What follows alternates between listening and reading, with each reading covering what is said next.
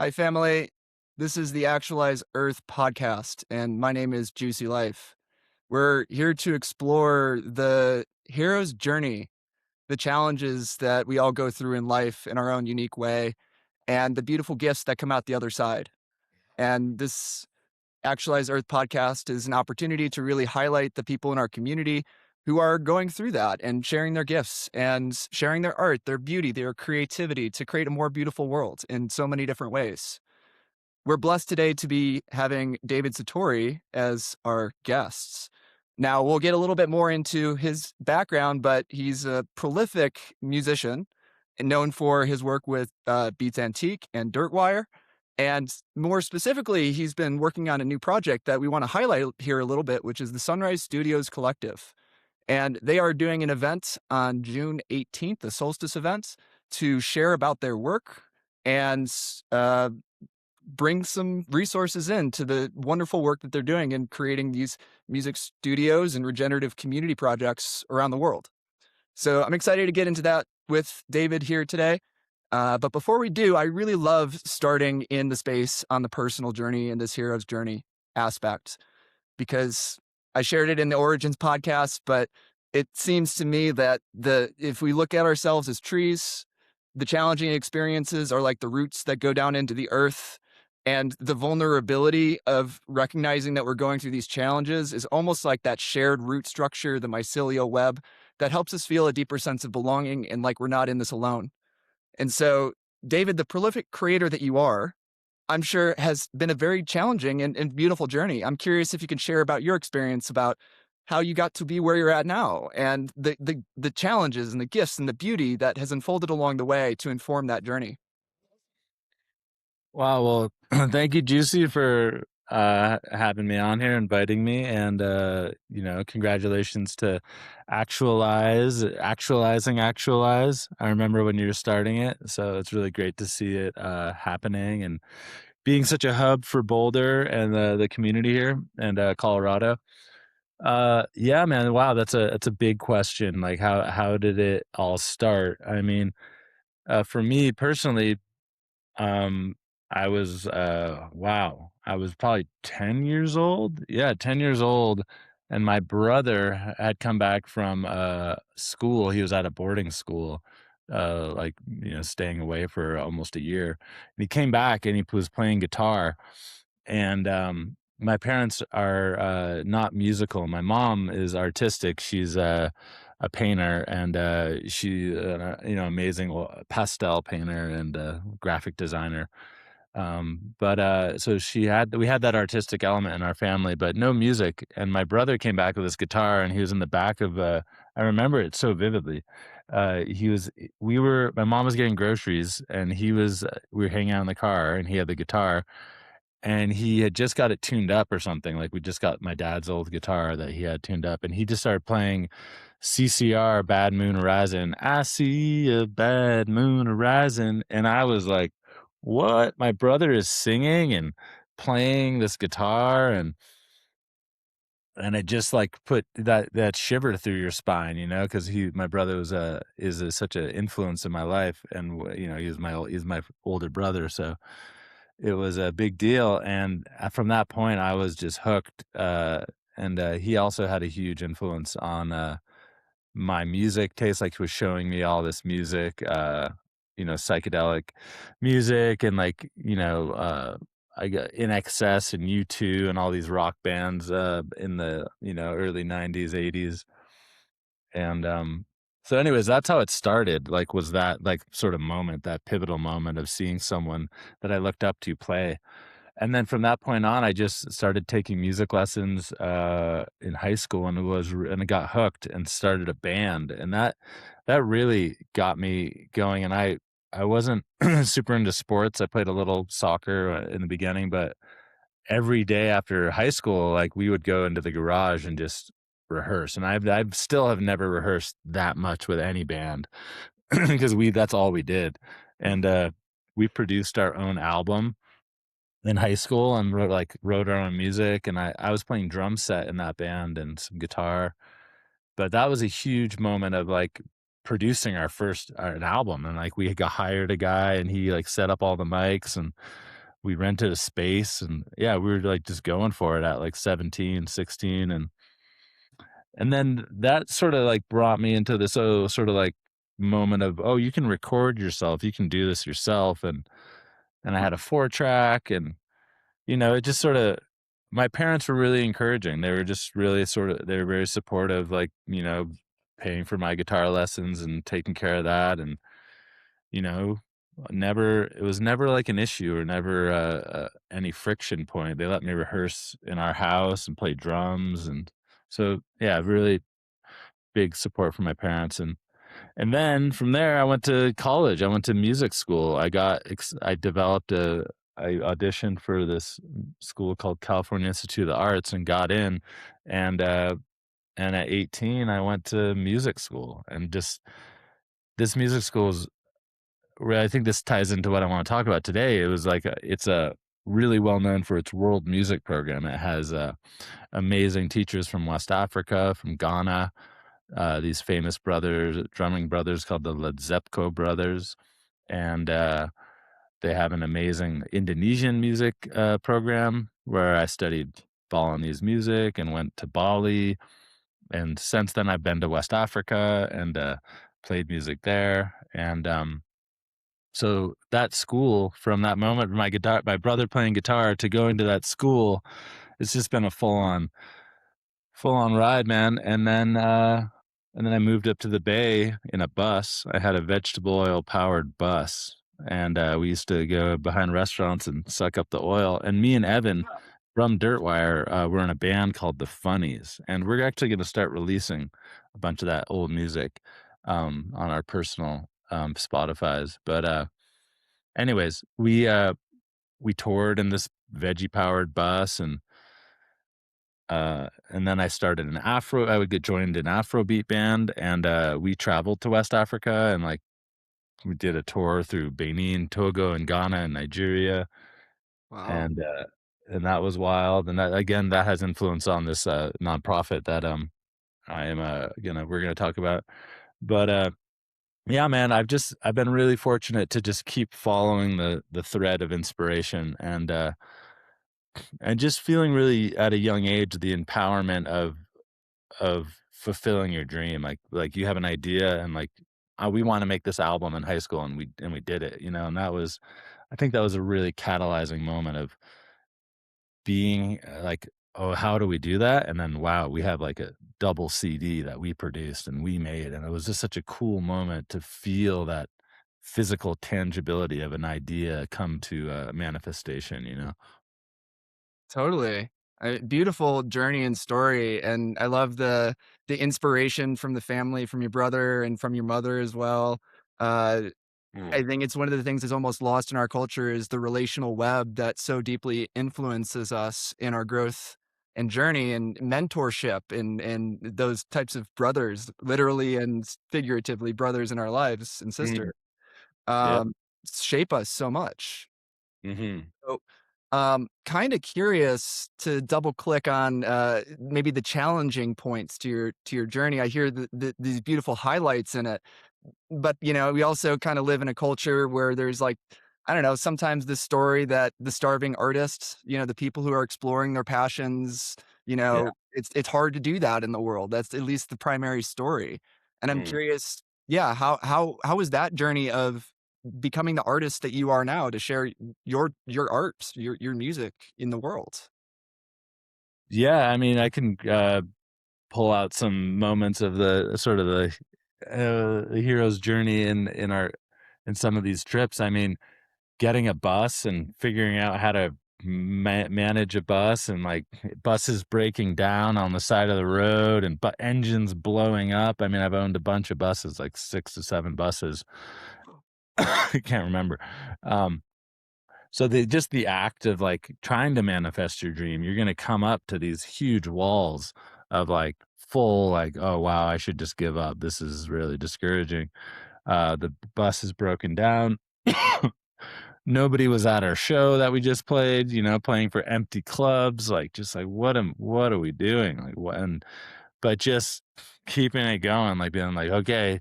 And I think the nature of touring as a musician is like, oh, there's another adventure coming. So like we can try again, you know? So and then when I went to West Africa when I was 26, I think, I lost my malaria pills. I got malaria in West Africa, Oh, and shit.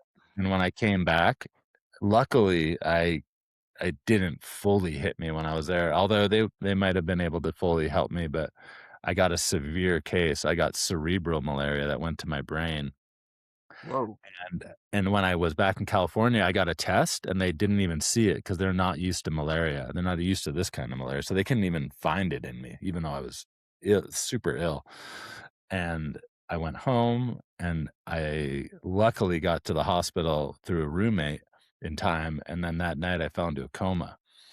And I was in a coma for a full week, like, Oh, out. And this was, like, textbook, like, they don't know like, this was, like, I mean, sorry, out of their books. They didn't know what to do. They're like, "We don't deal with cerebral malaria." They had to, like, fly in, like, a specialist, I think, from, like, I don't even remember, like, Boston or LA, and, like, it was a sort of a big deal. My whole family flew out. I had to get a whole blood transfusion. So this is like, right, I was like, let's go tour in West Africa," and it was amazing. It was amazing, and it was, I've gone back since. So, hasn't discouraged me, but yeah, I almost died. So there's a like, when you wanna follow your dreams and you wanna go all the way, you might find yourself up against some life and death situations, which you see that in, like, a lot of extreme sport guys, like rock climbers and, uh, guys who trek, insane, peaks around the world, and, they're just driven by this dream or this goal to get somewhere and try something new or and I guess that's what partially what I was doing too in that time and would have done is, like, just going for it and being ready that you might fall into a coma. But yep, again, you can't control those kind of things. Like plenty of people, like even if I just wanted to go to West Africa, to go on a vacation or trip or meet some people, it's like could have happened. totally. It's, pardon me, I might be wrong in the poet here, but I believe it's Robert Frost and, choosing the road less taken. And the Mm, road less taken, the path less traveled is often fraught with the unknowns. Like you're kind of walking through the tall grass. Nobody's kind of trampled it down yet. You don't know what you're going to like find on the journey. Something might come up and bite you in the ankle kind of thing. Um, and it can be easy sometimes, I think, to like reach a challenging situation like that and just be like, all right, well, that's challenging, that's hard, like, I'm gonna go the road more traveled because it's easier, and I think a lot of people make that choice out of safety. No judgment or, wrongness in it, but at the same point, like, the thing that I've noticed from talking to a lot of people about this, like, journey of actualization and hero's journey aspects, it's the exploration of the unknown and moving into spaces that are inherently going to be challenging because 'cause they're new, they're fresh. We don't necessarily have the experiences yet, and we can only know through experimentation, like you did with the first album that you did and moving something from the creative space to the actual grounded, able to be shared space. mm, And just like as a scientist myself, I see the dogma in science, but I'm also about scientific theory. Let's put out our theories out there and see what comes back and evolve in the process of it. Listening to life. mm, I think life is always kind of communicating to us in that way. And I yeah, think similarly, and I think this is a perfect bridge because maybe not everybody knows your prolificness in the music space, but I, happen to know that, like, I don't know, when I saw you on stage at the last Dirtwire show at one of my favorite venues, and I hope I'm not giving this away, but the Dillon Amphitheater here in Colorado, mhm, one of my favorites, no, and seeing you there was magical. But seeing like how many instruments that you had up on stage, mm, um, and hearing from your journey about going to these places in Africa and, these, what you're doing now and your support of the Sunrise Studio Collective, there's this aspect of music that brings us together. And there's also the wisdom that comes from these different lineages and cultures, that we can express through language and our shared history, but music as well. And it's almost, I think the phrase is music is the universal language. And I think there's this beautiful cross-cultural divide thing that the Sunrise Studios collective is addressing. And Mm. I'd love to hear maybe just a little bit more of your journey that brought that to be and your vision for it. Yeah, cool. Well, thank you. And yeah, it has a lot to do with traveling to these places, like really going out and going to Africa and learning from teachers from these places, from teachers from India, teachers from Indonesia, um, teachers from South America. So I've been very fortunate, Native American teachers as well. So it's like I've been very fortunate to study and like learn from a lot of amazing mentors. And then we went to Africa, like, back in 2006, 20 years ago, it was, uh it was just such an eye-opening experience, and we got to, tour with this band called the African Showboys, and they're these group of brothers that put on this wild show of, like, acrobatic stuff and, like, and drumming and singing, and it's really beautiful. We got to go to their village. You know, they I got to sit in a hut in like northern Ghana, like in their like remote village, and study and like be in this hut playing fiddle with this guy playing the traditional West African fiddle, which is like it's called a sogu.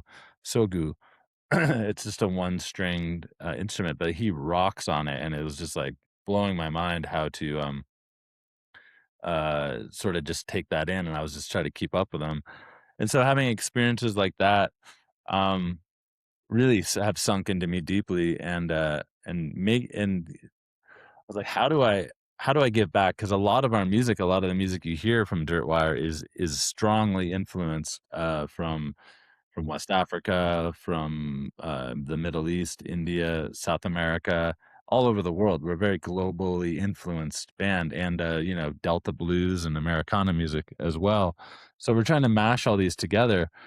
And for me, I've I've wanted to figure out a way to like help support and give back to the cultures that I'm very deeply inspired by. So Sunrise Studios Collective was a perfect opportunity to see a way to bring music production skills to people that want to learn. And so at this point, we have we have 11 studios and possibly 13 to 14 that within this year over 7 countries, and hope to be like 9 different countries at the end of the year. Uh, that we basically support studios. We have studios in our first studios were in Kenya, and they were fully solar powered. We helped get the solar power company in one of the biggest refugee camps in Kenya called Kakuma, Kenya, and we have 2 recording studios in that camp, which was sort of the starting of this whole project. And now we have some in Brazil, and we have a radio station in South Dakota with the Lakota people out there. So we're really getting global right now, and yeah, it's very exciting. But yeah, to answer your question as far as where does the inspiration come from, it's like a opportunity to help inspire the youth of the places I'm deeply inspired by, which is a lot of places. So it's like I'm just excited to share music and share opportunity and technology of like recording so people can do it themselves. Yeah. You know, reminded of an inspirational speaker who shared this phrase that really stuck with me, that the richest place in the world is the graveyard, because so many people go to their death without truly sharing their gifts in the world and die before they get to. And I think Mm, this is one of the biggest challenges and opportunities to step into the world that we know in our hearts is possible, filled with art and creativity and beauty and collaboration. mm, Um, so it kind of brings up for me uh this aspect of, you know, again, like how we learn from each other, learning from these different cultures and can support like finding the others and thriving together. Um And again, music is this beautiful cohesive force, and it's such a an offering to the world to be able to bring, these types of resources to people in communities that are underserved. Because I know we all know that the wealth distribution is, pardon my language, and I hopefully I don't get censored for this, but fucked. Yeah. um, what is really beautiful is when there are people in the community like yourself who are using their resource, their social capital, their actual capital to positively impact and make change in these underserved communities of people who could really use these resources for them to live in a place of sharing their gifts in the world. Yeah, So definitely. I'd love for you to maybe share a little bit about the upcoming event on June 18th, and maybe this is a good opportunity for you to share a little bit of the website redesign you're working on, because I was like, "That's really cool." Oh, awesome. Yeah, I'm excited to debut for the first time ever a website in development. This is gonna be the updated website for Sunrise Studios Collective, to sort of showcase, like, the physicality of the connections between the studios with a map. So I'll show you in a second, but, yeah, we have our first big fundraiser gala event in Boulder, Colorado. We're gonna do it right after, our Red Rocks play. We're playing Red Rocks on June 14th with Dirtwire.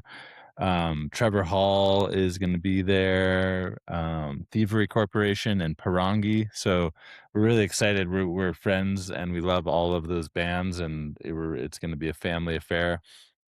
It's June 14th. And we're going to have a table at Red Rocks for Sunrise Studios Collective, and we're gonna be launching our silent auction. So we're gonna be doing a silent auction with a bunch of fun giveaways, like, we're gonna have, guests or, VIP tickets to the Boulder Theater and the Fox Theater. We're gonna have, a banjo signed by all the, musicians playing, a guitar signed, we'll have posters, like, all these fun giveaways, so, look out for the silent auction.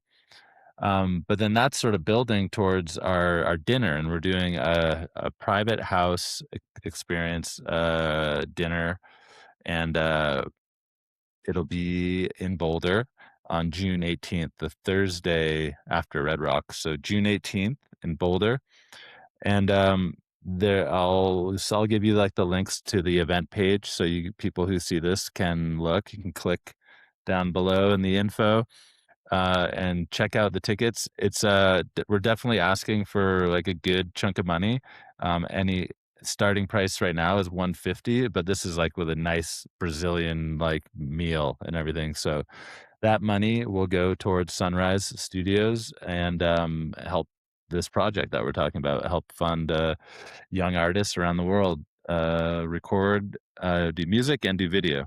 Um, but then it goes up. So that's the low price, and we are gonna possibly release, less, like, cocktail, tickets for people who just don't wanna have dinner, but those aren't available yet. But, yeah, get a ticket if you can afford it and you wanna support the project.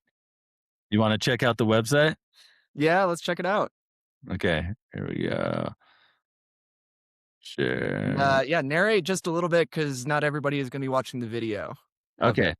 So cool. I'm opening up a website that I've been developing, and it's an interactive map. And we've always had this vision of like taking the sort of Google Earth technology and applying it to our studios. So you can see right here, it says Sunrise Studios Collective. This is the satellite imagery. I'm going to hit artistic, and then boom, this is really Oh, cool. fun. It just sort of shows the countries we're in. So there's the US, there's Nicaragua, there's Brazil, and then you can go over to Gambia, and let's hit Gambia and see what happens. Ooh. And that's really fun. We zoom in and it gives information on the studio in the Gambia, which this is an amazing project that we've helped get equipment to. Um, and they're called My Farm Studio. They have like you know, uh, they do a lot of agricultural work, and they have workshops for like mechanics, and it's a just cool village of a funky, hub, for people to be working, and, it's a project that we're supporting, and there was a open space, so we built a studio in one of the spaces there. But it's in this amazing village, so you can check out my farm, and then we could go over to, Ricky Studios in Kenya. Oops, wait, I gotta hit this page over here. And, uh, and then Kenya and Uganda, this is where we have 1, 2 we have 2 studios in, Kenya. We have, uh, we have 3, sorry, Ricky Studios, Alpha Studios, and Hope Studios, which is our first studios. Hope Studio and Alpha Studios are fully solar powered in Kakuma refugee camp. Um, yeah, so anyways, I can go on about all the studios, but I just want people to just sort of give them a teaser so they can come to the, dinner and, learn more, about them. But each a lot of, we also promote, permaculture and regenerative agriculture, and a lot of these places have amazing gardens and initiatives around the studios. So it's a recording studio and a farm project. They're growing food. They have solar. Um, and then just for fun, we can like cruise over to, Vimy Studios, which is a project, in the Amazon with a Huni Queen, that we've got them video equipment, to make documentaries, and then Radio Culangero, in Brazil, um, which is part of our friend Adami Records. So there's this huge collective that happens, and that we get on, monthly Zoom calls, and we all talk and share resources. We also make a track once a year between all the studios, and yeah. So I mean, it's been really fun. We're gonna have music for each of the, studios on here. That Can you hear that music? Oh yeah, it's pretty loud. Oh, cool. Well, I can hear it. Let me see if I can turn it down. I don't have a volume. Should put a volume on that. This is a project with a Dirtwire and Viewfarka Touré from Mali, and we're going to be, adding him to the map. So Mali will be, highlighted here, um, before we have. Yeah, this is a work in progress, so this is all gonna change in the next, couple of weeks, actually. We're gonna be updating it. But this is a work in progress, and it's exciting to share it with you and have people see it so they can sorta understand more what we're talking about. It's a collective of recording studios that a nonprofit helps fund all around the world, and there's amazing music being generated from each one of these places. Caribbean Records in Uganda is, this guy named Bushman. He's an amazing producer and character, and, he's been doing this work for a long time, with studios and nonprofits in Uganda, doing a lot of, like, reggae and, like, good vibes. So, yeah, yeah, super fun to share with you, and, we're hoping to, debut a project in Pakistan as well. So, Pakistan and Mali, and then another one in Brazil. So, we got a lot of things in the works, and that's where your money would be going, is supporting these studios. We raise a bunch of money, for, Sunrise, and then we do give out micro grants. And then we're also gonna be doing fund a studio, where you can just fund a specific studio. And we're gonna show the budget that that studio has, and we're gonna just have a bunch of transparent, financials on the, website. But yeah, I'd love to talk to you more, Juicy, about how we can incorporate more social networking between these studios. Because I know, I wonder how your brain is. I'm gonna stop the sharing now for the video. Um, I'm wondering how Okay. you. I'm wondering how your brain is working, because I know you've built amazing social networks with One Boulder and, Actualize. So, just so if anybody's seeing this that doesn't know who Juicy is, he's, created these amazing social network hubs for Boulder, like basically a Facebook, social network for Boulder, and he's turned into Actualize, which I think is now not just Boulder; it's in other cities as well, and it's a great community hub for events, ticketing, um, fundraisers, like all of it. I mean, do you see like a parallel here with some of the work you're doing, or? Oh, absolutely. Yeah, and thank you so much for those kind words. means so much to me to be in a culture and community of people who are mutually up leveling and supporting each other for the greater interest of the whole and the beauty of us sharing our gifts. So this is what I'm here for, and grateful to be in this dialogue and be in community with you in this. You too, man. And to me, that's, how I orient first is to learn how to live in community and relationship. And what is it, something like living in a city in Boulder, what does it need? I come from like also learning background in like permaculture and things like this, where, they talk about, if you move onto a piece of land, you want to stay on that land for a little while and listen to what the land needs, not just like come in and be like, okay, we need to do this, this, this, and this. It's Right. about building the relationship. And to me, that's what a big differentiation is with Actualize, is we're about creating local fields of coherence, helping people in the community share their gifts, whether that's through events or service offerings or trainings or workshops, or even different products that they might have. What are the ways that we can help community share their gifts, help them become more visible, and connect people to those different resources to support them in experiencing a more beautiful and joyful life. And so I'm very like in this interest of how do we grow and scale, not for the sake of growth, because that's like a cancer, but how do we build coherent fields and help that emanate and propagate without getting into the colonizer mindset, which is especially true with a lot of these underserved communities where the white people come in. Pardon Right. my non-political correctness maybe on this, but it seems really important to honor both the individuality and the uniqueness of culture, while Yep. also creating this bridge that we are all part of this larger living ecosystem, the earth. And Mm. to me, that is this balance point of actualizing earth, actualizing, helping individuals actualize, and creating the tools to help the communities and the planet actualize together. So it's an honor, it's a blessing, and it has been a crazy, challenging, and beautiful journey to share this work in the world. And I love the opportunities to connect and collaborate with people like yourself that are high level creators that are following your own evolutionary impulse, the rhythm of life, to be in alignment and attunement to what is uniquely yours that you can bring to leave the world in a better place than you found it. Right. So, David, I have one last question for you, and I think it's really important from the place of mentorship and also sharing codes. You know, if you were to go back and have the opportunity to talk to your 20-year-old or 18-year-old self, or talking to, say, younger people in the community who are still in their hero's journey and going through this journey of sharing their gifts, I'm curious what wisdom you might want to share if you had that opportunity. Wow. Stay with it. I would say stay with it.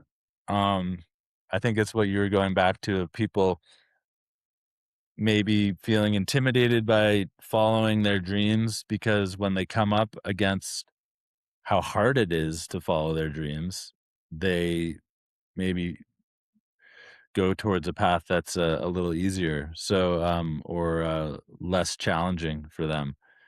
The path of, like, following what you really wanna do as a entrepreneur, artist, whatever, is gonna be super, super difficult. It's also gonna be probably more the most rewarding experience you can do for yourself as a vocation, or as a job. So just encouragement, like, I feel very lucky that I'm almost 50, and I've gotten to do what I've wanted to do, since I was in my early 20s. So it's been, most of my life has been fulfilling my dream as a musician, and, it's been very difficult and very rewarding. So, yeah, just know that if it's, like, been years and years of struggle, it took me years and years of struggle. It took a decade of, like, just like, wow, I'm still playing like an empty bar, or there's like I'm broke and I'm having to, get a second job or a third job to cover rent, and scraping by. So you know? I think it's a matter of persistence and belief in yourself, and then sort of like, rating what it means to be successful. Like for me, my I was psyched when I just paid my rent. I was like, "Wow, this is amazing. I'm paying my rent with my music. That's all I want to do. I can pay my phone bill and my rent and I'm good." So you just sort of got to like see how comfortable are you living? I guess it depends if you want to make a lot of money, figure out how to make a lot of money, but that's not easy either. So I And there's yeah, a lot of things that money can't buy either, right, yeah, so there's money does not, necessarily bring happiness, so or belonging in most cases right. either. Yeah, a sense of belonging, so keep going is what I'd say if there's people that are, like, feeling like giving up, so Yeah.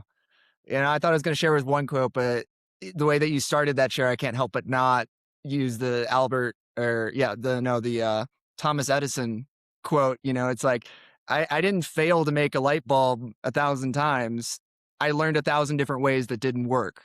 Mm, And that's what gave the capacity for that 1,001th time to get it right.